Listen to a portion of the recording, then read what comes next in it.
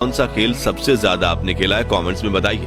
और अगर बचपन में आपने ये खेल नहीं खेले तो आपने 90s के बचपन का एक सुनहरा दौर मिस किया है। वहीं ये माचिस की ताश देखकर आप में से कुछ लोगों की आंखें भर आएंगी। ये ताश वही बच्चे बनाते थे जिनके पास ताश की गड्डी खरीदने के पैसे नहीं होते थे, लेकिन अपने रूल्स के साथ अपनी ताश खेलने का मजा ही कुछ और था।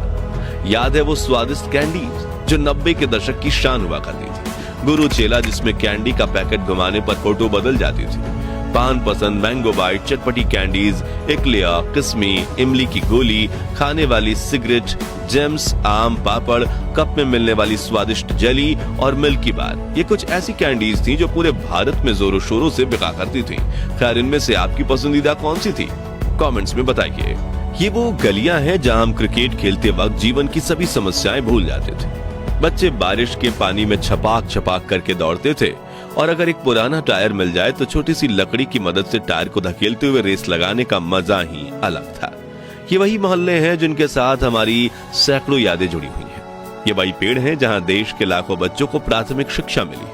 और जिन बच्चों को स्कूल जाने का सौभाग्य प्राप्त होता था वो महंगी बेंच नहीं बल्कि ऐसी लकड़ी की चारपाई पर बैठकर पढ़ते थे। जब पहली बार बंगाल में इंग्लिश स्पीकिंग क्लास खुली थी तब ऐसे दीवारों पर एडवर्टाइजमेंट दी गई थी, लेकिन आजकल तो अंग्रेजी के सामने हिंदी भी फीकी पड़ने लगी है। अब नजर नहीं आते ये डाकियां जिनकी साइकिल की घंटी सुनते ही घर में खुशियों की लहर दौड़ उठती थी। पोस्ट ऑफिस तो आज भी है लेकिन खत लिखने वाला कोई नहीं। याद है गांव से शहर गए लोग जब परिवार को एसटीडी पीसीओ पर फोन किया करते थे तो पूरे गांव में खुशहाली फैल जाती थी। प्रेमी प्रेमिका तय किए गए समय पर एसटीडी बूथ के पास बैठकर एक दूसरे को फोन लगाने की राह देखते थे और सिक्के खत ना इसलिए बात करने से ज्यादा ध्यान सेकंड्स पर होता था। लेकिन यार मजा बहुत आता था।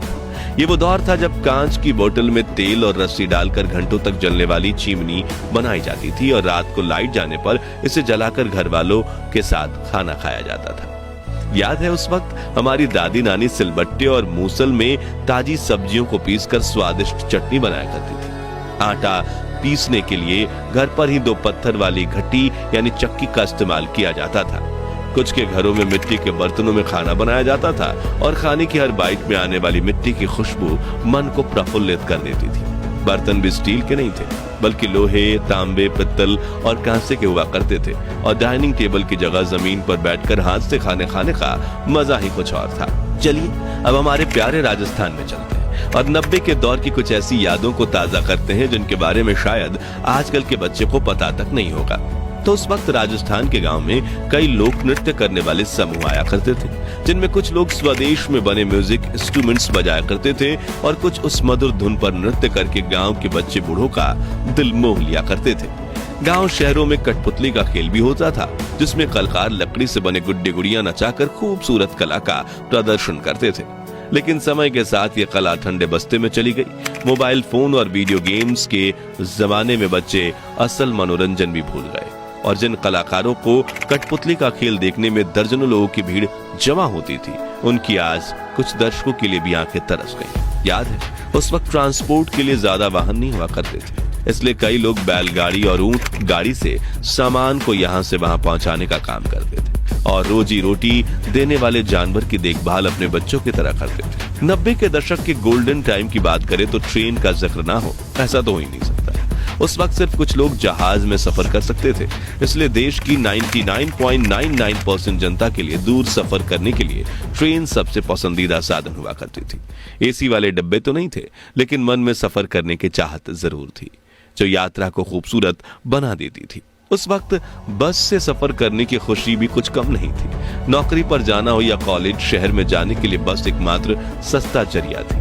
सुबह सुबह बस स्टैंड पर बड़ी लाइन लग जाती थी। उस वक्त तो गाय बैल को भी सड़क पर घूमने की आजादी थी।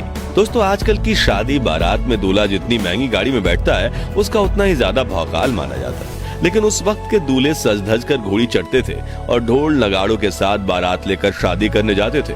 दूल्हे के यार दोस्त तो मानो अपने दोस्त की शादी को एक त्योहार की तरह मानते थे और पूरे जोश के साथ बारात में नाचकर शादी में 4 चांद लगा देते थे। कोई ज्यादा अमीर होता था तो कोई ढोल नगाड़ों के साथ बैंड भी बुलाता था जिसमें बड़े से लाउड स्पीकर लगे होते थे और बैंड वाला गायक हर आवाज में ऐसे गाने गाता था कि बारातियों के पैर रुकने का नाम नहीं लेते थे। वहीं कुछ लोग इन लाउड स्पीकर्स का इस्तेमाल अपनी दुकान के प्रचार प्रसार में भी करते थे, जिसमें वो अपनी ही आवाज में कुछ पंक्तियां कहकर उसे कैसेट में चला देते थे। खैर दोस्तों, हमारा वो सुनहरा बचपन तो वापस लौट कर नहीं आने वाला, लेकिन हम अपनी यादों को ताजा करके कुछ पल की खुशी का अनुभव जरूर कर सकते हैं। तो अब आप भी कमेंट सेक्शन में अपने बचपन की ऐसी यादें बताइए जिन्हें याद करके आपकी आंखों में खुशी के आंसू आ जाते हैं। और ये वीडियो अच्छा लगा हो तो इसे लाइक और शेयर करके 21,000 लाइक्स के लक्ष्य को हासिल करने में हमारी मदद कीजिए। और इस सीरीज के अगले पार्ट के लिए चैनल को सब्सक्राइब करके पास वाली घंटी जरूर बजा दीजिए। धन्यवाद।